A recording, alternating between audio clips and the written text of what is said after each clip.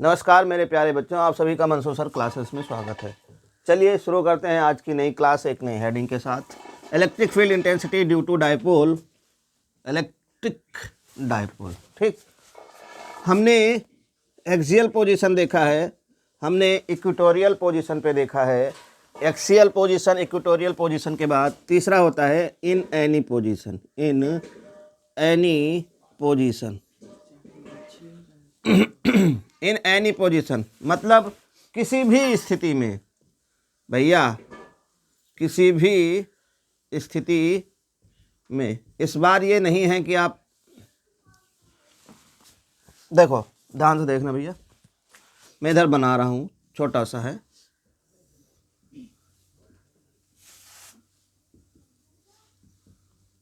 मैंने इधर देखा था, ये क्या है भैया? एक्सियल पोजीशन, अक्षीय स्थिति थी। तो ई देखो, ये इसकी अक्ष है, अक्ष की दिशा में है, तो हम इसे पैरेलल भी तो बोल सकते हैं। ई पैरेलल बोल सकते हैं ना भैया। जैसे ये इसके दोनों की डायरेक्शन सेम है, तो पैरेलल है कि नहीं है? तो अब एक्सियल ना लिख के डायरेक्ट सिंबल बना दिया पैरेलल। ये कितना आया था? 2kp r डिस्टेंस पे अगर निकाल रहे थे तो r क्यूब आया था। दूसरा हमने इक्वेटोरियल पे देखा था। इक्वेटोरियल पे कितना था?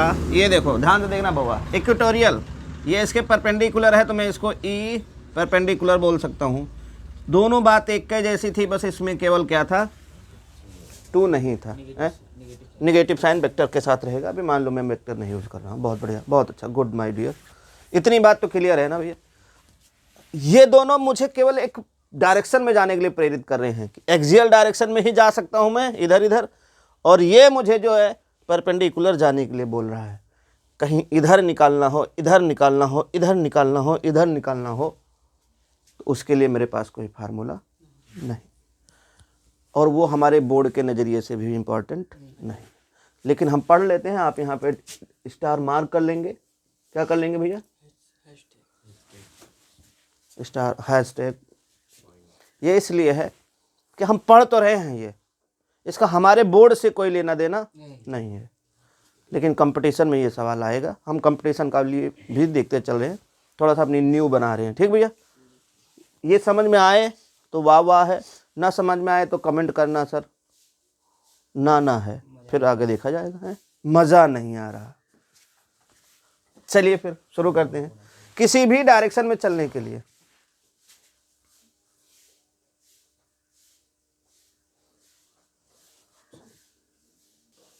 ठीक है ना भैया। तो देखो, अगर मैं कह रहा हूँ किसी भी डायरेक्शन में या किसी भी पोजीशन में मुझे देखना हो, उसके लिए मेरे पास 2 चीज़ें होनी चाहिए। ये पूरा क्या है? स्पेस है ना। अरे भैया, ये पूरा क्या है? सब स्पेस है। स्पेस में जाने के लिए मेरे पास क्या होना चाहिए? अगर मेरे पास, इसको हम बोलते हैं पोलर फॉर्म। क्या बोलते हैं भैया? पोलर फॉर्म, ध्रुवीय रूप। अगर आपने पढ़ा हो आर थीटा, क्या पढ़ा है? आर थीटा याद है कि भूल गए? अरे हमने नहीं पढ़ा है यार, क्लास 11th की मैथ्स में पढ़ा होगा आप लोगों ने। पोलर फॉर्म कॉम्प्लेक्स नंबर में, कॉम्प्लेक्स नंबर में वहाँ पे आपको आर मिलेगा और क्या मिलेगा? थीटा मिलेगा। आर थीटा से देखो भैया, आर थीटा से आप किसी भी दूरी पे चले जा सकते हो, थीटा से घूमते हुए पूरा 360 आ सकते हो। मतलब 2 चीज़ हो, आर थीटा से आप किसी भी स्थिति में जा सकते हैं। देखो कैसे जा सकते हैं, मैं बना रहा हूँ मेरे प्यारे बच्चों।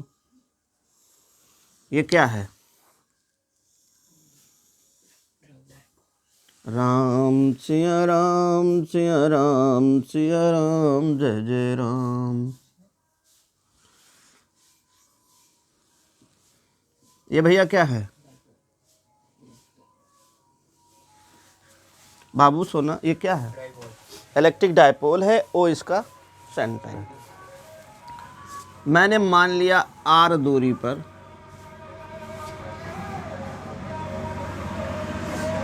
थीटा डिग्री एक पॉइंट पी है। क्या है? पी, जहां मुझे इलेक्ट्रिक फील्ड इंटेंसिटी फाइंड करनी है। ठीक है ना भैया। अब देखो, आर को घटाया बढ़ाया जा सकता है और थीटा को घुमाया जा सकता है। थीटा तुम घुमाते रहो, जैसे यहाँ पे मुझे फाइंड करना है तो थीटा घुमा दो और आर को घटा बढ़ा दो, यहाँ पहुँच जाओगे। है ना। भाई थीटा घूमेगा पूरी चारों दिशाओं में चला जाएगा, आर घटा बढ़ा दोगे सब जगह पहुंच जाओगे, है ना भैया। चलो आर थीटा मेरे पास है, दो चीज़ें हैं, एक चीज़ और है मेरे प्यारे बच्चों। यहाँ पे मैं थीटा ले तो रहा हूँ, कभी मान लो कंपटीशन या कहीं बोर्ड में मान लो आ गया क्वेश्चन, वहाँ पे थीटा जो दिया जाएगा वो थीटा यहाँ से भी दिया जा सकता है, यहाँ से भी दिया जा सकता है, यहाँ से जो हम मान के कैलकुलेशन कर रहे हैं उसमें थीटा क्या है, ये चीज़ बहुत ज़रूरी है, इस चीज़ को भी लिख लेंगे। थीटा क्या है, ये माइनस से प्लस, ये डायपोल की डायरेक्शन होगी ना, माइनस से प्लस डायपोल की डायरेक्शन। तो जो थीटा हो रहा है वो डायपोल की डायरेक्शन से एंटी क्लॉकवाइज थीटा रहेगा हमेशा। थीटा क्या है, एंटी क्लॉकवाइज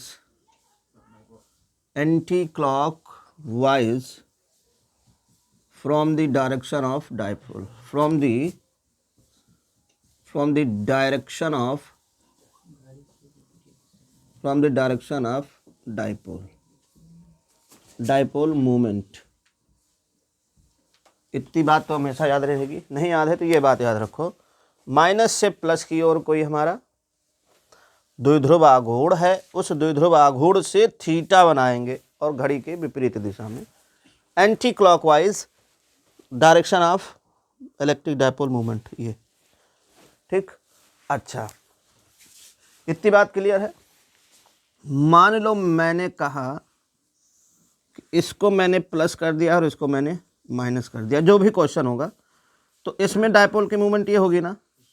तो अगर इधर यहाँ पे मुझे फाइंड करना है पी, और एंगल उसने यहाँ से दे रखा है, ठीक, एंगल यहाँ से उसने दे रखा है 30 डिग्री, तो हम जो कैलकुलेशन करेंगे हमारे कैलकुलेशन में जो थीटा होगा वो क्या 30 रखा जाएगा, या देखो डायपोल की डायरेक्शन तो ये है ना, ये तो डायपोल की डायरेक्शन से, हे भैया डायपोल की डायरेक्शन से एंटी क्लॉकवाइज कैसे रहता है, ये रहेगा ना, एंटी क्लॉकवाइज तो ये चलेगा ना। बात समझ में आई कि नहीं आई। अगर हम ऐसे जाते हैं तो ये तो क्लॉकवाइज हो गया, क्लॉकवाइज नहीं देखना मुझे, एंटी क्लॉकवाइज, और डायपोल की डायरेक्शन से ये मतलब 180 का इधर और 30 का इधर, 210 होगा एंगल। क्लियर हुआ। अब आप इस पे काम चर्चा करते हैं। अब देखो भैया, ये यहाँ पे मुझे डायपोल बताना है, क्लियर नहीं हुआ क्या फ्रेंड्स, नहीं क्लियर हुआ। मैंने कहा तो हमसे बोलो ना, उधर का देख रहे हो यार, ये माइनस चार्ज है, ये प्लस चार्ज है, इस बार डायपोल की डायरेक्शन इधर को होगी ना, इधर को होगी ना, निकालना आपको यहाँ पे है। मान लो थीटा उसने इधर से दे रखा है, मान लो इतना थीटा उसने दे रखा है 30 मान लिया मैंने, क्या मान लिया 30 डिग्री। और जो थीटा अभी आपको ये भी तो नहीं पता आपके कैलकुलेशन में थीटा कितना है, कहाँ है, अभी आगे करेंगे तो क्लियर होगा, लेकिन अभी मैं बता रहा हूँ थीटा ये 30 है, तो हमने जो बोला है थीटा जो लिया जाएगा वो कैसे लिया जाएगा, ये डायरेक्शन है ना, किसकी डायरेक्शन है, डायपोल की डायरेक्शन, तो डायपोल की डायरेक्शन से क्लॉकवाइज चलोगे या एंटी क्लॉकवाइज चलोगे, तो क्लॉकवाइज तो हम जाएंगे नहीं, क्योंकि मैंने लिख रखा थीटा जो मैं ले रहा हूँ कैसा रहेगा, एंटी क्लॉकवाइज, तो ये लिया नहीं जाएगा। तो इधर से आओगे ना, ये एंटी क्लॉकवाइज हुआ ना, तो एंटी क्लॉक यहाँ तक पहुँचोगे, तो यहाँ तक पहुँचोगे ये कितना हो जाएगा, 180 होगा कि नहीं होगा, और इधर यहाँ तक जाना, जहाँ तक जहाँ जो डिस्टेंस है उस तक जाना है, तो 30 और बढ़ोगे तो ये कितना हो जाएगा, 180 और 30 210 हो जाएगा ना। अब क्लियर हुआ, क्यों भाई क्लियर हुआ। आगे बात करें।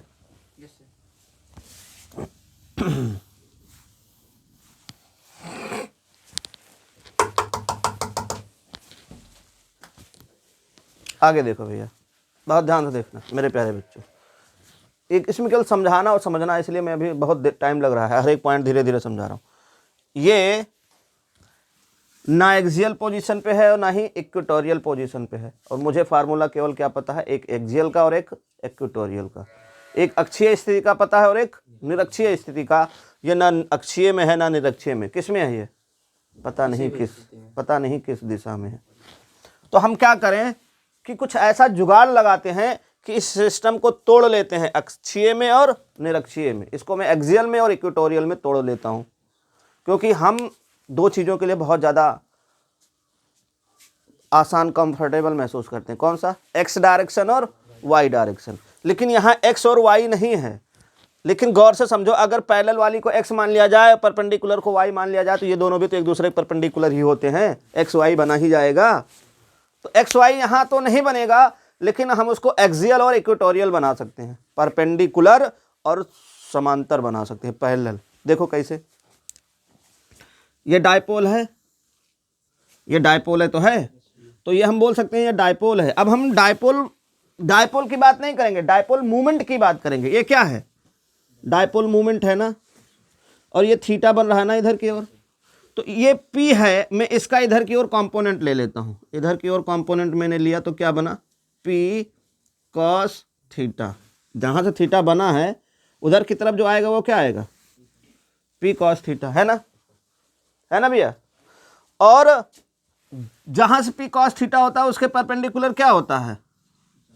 साइन थीटा होता है। ये क्या हो जाएगा? P sine theta. और पी की डायरेक्शन इधर को है, इसमें पी की डायरेक्शन इधर को। ये बात समझ में आई कि नहीं आई? आ गई ना भैया? एक देखो, ये पी था, अब ये हो गया पी कॉस थीटा और ये हो गया पी साइन थीटा। ध्यान से देखो, तो ये तो सेंटर यही है ना, सेंटर तो यही है। अब एक्सियल पोजीशन में क्या होता है? सेंटर से ही आर डिस्टेंस पे। अब देखो, ये सेंटर है, इस सेंटर से हमारा मूवमेंट देखो, जब ये बहुत ध्यान से समझना भैया, यहां पे निकालना होता था आर डिस्टेंस पे, तो पी की भी तो डायरेक्शन इधर होती थी ना। इस पॉइंट को पी ना लो यार, क्यों ले लो? क्योंकि पी सब जगह दिक्कत हो जाएगा। देखो, पी की डायरेक्शन इधर है और आर इस सर पे निकालना होता तो क्या होता था? 2kp are cube. अब ये सेंटर है और ये वाला मेरा डायपोल है। डायपोल अब पी नहीं है, अब डायपोल क्या है? पी कॉस थीटा है। तो अब अगर मैं इसके एक्सियल वाला यहां पे निकालूंगा तो वो क्या आएगा? 2kp cos theta r cube. बस, पी नहीं है, वो क्या है? पी कॉस थीटा है, तो पी की जगह पी कॉस थीटा लिख देंगे। ठीक है ना भैया? अच्छा, दूसरी बात क्या है? तो जो पी कॉस थीटा की, तो यहां पे मैं लिख देता हूं, यहां पे इसके पी कॉस थीटा के कारण जो इलेक्ट्रिक फील्ड की डायरेक्शन आएगी वो इस ऐसे तो आएगी, और इसको मैं क्या बोलूंगा? ई पैरेलल। अरे इसके पैरेलल ही तो हुआ, ई पैरेलल। और ई पैरेलल कितना आएगा? 2kp cos theta by r cube. हो गया ना? अच्छा, ध्यान से देखना, पैरेलल वाले पे भैया, परपेंडिकुलर वाले पे अगर मूवमेंट की डायरेक्शन इधर को है, मूवमेंट डायपोल मतलब डायपोल मूवमेंट की डायरेक्शन इधर को होती थी, तो जो इलेक्ट्रिक फील्ड निकालते थे वो इधर को आती थी कि नहीं? ए नेट। याद आया कि नहीं आया? आया ना? अच्छा, और इसके क्या होता था? परपेंडिकुलर। इस वाले डायपोल मूवमेंट को देखो, ये मेरे पास ये क्या है? एक डायपोल मूवमेंट है पी साइन थीटा, इससे परपेंडिकुलर मैंने यहां, और कैसे होगा? परपेंडिकुलर होना है ना, ये यहां से देखो, ये है तो इसके परपेंडिकुलर, मूवमेंट की डायरेक्शन इधर को है, तो ये जो इलेक्ट्रिक फील्ड आएगी ई परपेंडिकुलर इधर आएगा कि नहीं आएगा? आएगा कि नहीं आएगा? और ये कितना आएगा? K p sine theta by r cube. इतनी बात हजम है सबको? मतलब देखो भैया, ये जो डायपोल रखा था उस डायपोल को मैंने थीटा पे मान के दो डायपोल में तोड़ लिया है। उस डायपोल के कारण एक इलेक्ट्रिक फील्ड ये निकाली और एक इलेक्ट्रिक फील्ड ये निकाली। ये दो इलेक्ट्रिक फील्ड है, दोनों का नेट इलेक्ट्रिक फील्ड जो आएगा वो ऐसे ही तो आएगा। अच्छा, ये मैंने अपोजिट डायरेक्शन में क्यों बनाई है पता है ना? क्योंकि जो इक्वेटोरियल पे होता है उसमें मूवमेंट की डायरेक्शन इधर है, तो इधर की ओर इलेक्ट्रिक फील्ड होगी। कल दिखाया था। तो ये इधर की ओर है तो ये इधर की ओर होगा। अच्छा, एक इधर है एक इधर है, तो इन दोनों का रिजल्टेंट इनके बीच में ही तो होगा, ई नेट। इतनी बात हजम है भैया सबको? इतनी बात हजम है? तो इतना नोट करो। चलो भैया आओ देखो फिर हमारे पास दो कंपोनेंट आ गए ना, अब तो हम ई नेट निकाल ही सकते हैं। देखो ई नेट एक दूसरे के परपेंडिकुलर हैं, ठीक। तो हम जो ई नेट निकालेंगे वो ई नेट क्या रहेगा, ई नेट रहेगा ई पैरेलल का स्क्वायर प्लस ई परपेंडिकुलर का स्क्वायर बाबू, plus 2 parallel perpendicular cos 90, zero हो ही जाएगा तो हम नहीं लिख रहे बार बार, है ना। तो ई नेट बराबर बाबू देखो जरा पैरेलल वाले में 2kp cos थीटा बटे r क्यूब का स्क्वायर धन kp r cube sine theta का स्क्वायर। ध्यान से देखो kp का स्क्वायर, kp r क्यूब का square, kp r cube in दोनों में से कॉमन आ जाएगा, है तो स्क्वायर में कॉमन आएगा और स्क्वायर से बाहर लेंगे तो अंडर रूट से स्क्वायर कट जाएगा, तो क्या होगा kp r क्यूब, ये तो बाहर आएगा तो अंदर बचेगा जो 2 और cos, तो ये हो जाएगा 4 cos स्क्वायर थीटा। यहाँ सब चला गया है, यहाँ से क्या आएगा साइन स्क्वायर थीटा। ओके, इसे लिख सकते हैं ई नेट बराबर kp r क्यूब, बहुत ध्यान से समझना, 4 cos square theta plus sign को लिख सकते हैं 1 माइनस cos स्क्वायर थीटा। मतलब cos में है तो सब cos में ही रहे, cos बड़ा था इसलिए cos में कर दिया, साइन छोटा था सब, ठीक है ना। तो 4 से 1 जाएगा 3, E net kp by r cube, तो 4 से 1 जाएगा 3 और 1 प्लस 3 cos स्क्वायर थीटा। ये तुम्हारा डेरिवेशन हो गया।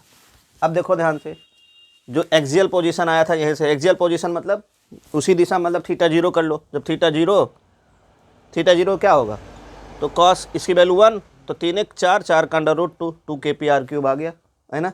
और अगर आप परपेंडिकुलर पे देखें थीटा 90, ये 0 तो ये 1, तो kp बाई r क्यूब लो, इससे आप दोनों निकाल सकते हो, है ना। तो ये आपके इलेक्ट्रिक फील्ड निकल के आई है।